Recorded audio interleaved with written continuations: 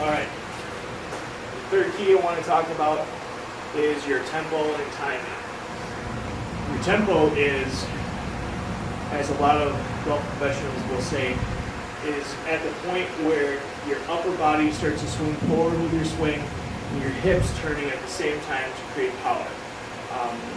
There's lots of ways to create power, and this all leads into ball striking because your upper and lower body have to work together or they work against each other, which will decrease swing speed and basically just take everything out of the way it should work, and you'll be doing all sorts of bad moves, won't hit the ball well in the center of the club face.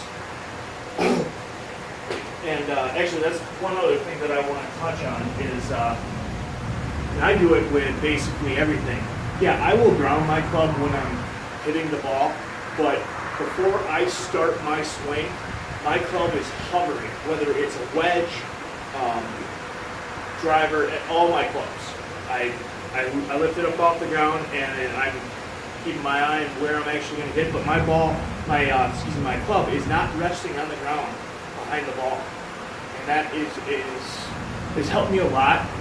I cannot explain why, but it has been extremely helpful in helping me strike the ball better. Everything. So what we're going to do here is I'm just gonna put down a alignment tool this way, as well as between my feet.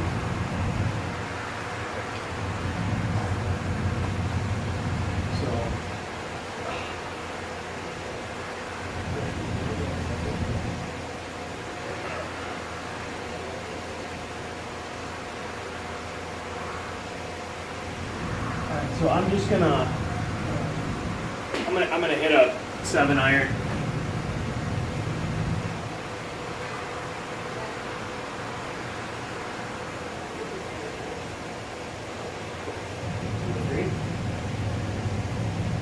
Bingo. All right. So,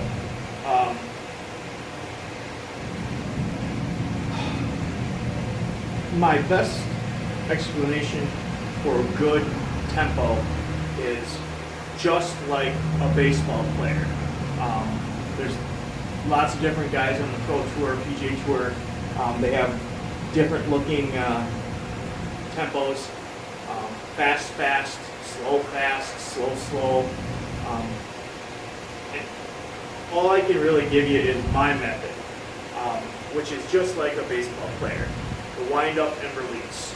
It's controlled, smooth back, and then aggressive forward. Not out of control, because Clayton Kershaw, great baseball player, has a nice smooth wind up and just a nice firm fireball release, but he's not out of control. And that's the key. That's one of the important things. So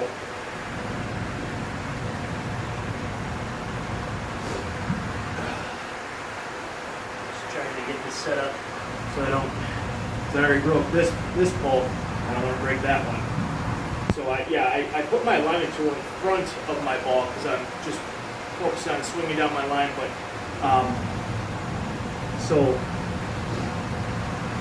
one back, two through, and again you'll see that my ball is a little bit forward to center. But one back, two through, one back, two through, one back, two through.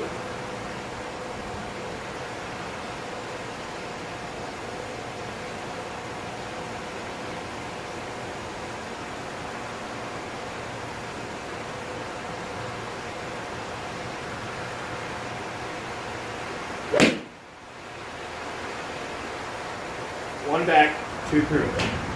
Cannot.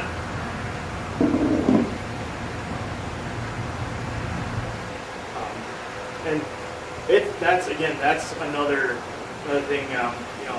I'll be playing in the middle of the season, and my time would be off. That'll be my biggest threat to everything. I don't hit the ball well. The ball moves in ways that I don't want it to. I'm just trying to hit a straight ball or even a draw. My tempo, timing will be off. I'll pull it inside, the ball just banana off to the right, big old slice to the right. Who the heck wants to hit that?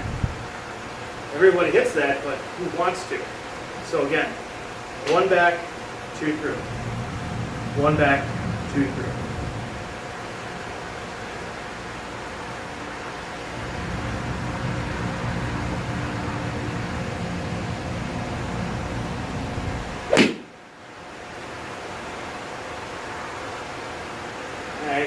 It does not feel like I'm swinging hard because I have good hip action in my swing.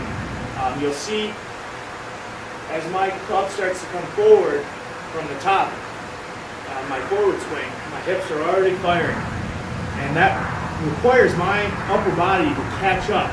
It's creating coil, just like a spring. I'm sure you've heard of it. You hold the top of the spring, hold the bottom of the spring, keeping my knees forward, and there's a gradual tightening. As soon as I'm getting back here, when this part's tight, then imagine if I release the bottom part of my body moving forward. I mean, my upper body has to come forward. So if I'm doing all that in conjunction, there's a lot of power, a lot of swing speed there. I'm not over swinging, because I've always been taught, and I firmly believe that speed is created by the distance the club travels. The further the club travels, the more speed you can create. So one back, two through, and basically my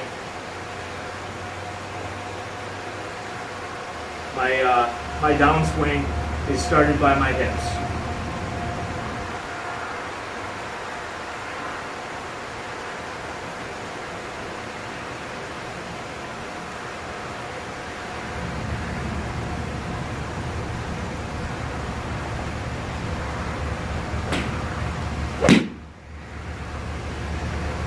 Money right there. So there you go.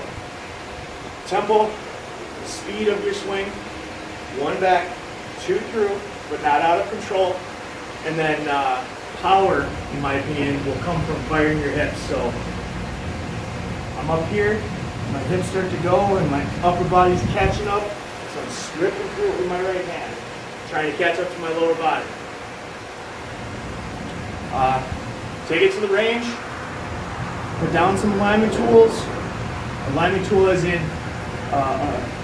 alignment marker to where you want to hit to. Always put that down. And then right between your feet always helps as well. That way you have a actual idea of where the ball is in between your feet. Set up the ball with your feet together.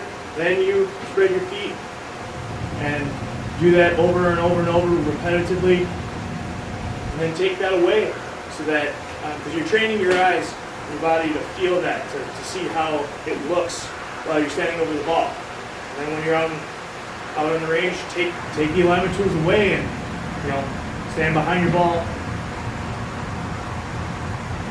line up your ball, and then you should have a better feel of actually setting up properly. I hope this helps. Enjoy your vacation with the wife, and we'll see you soon.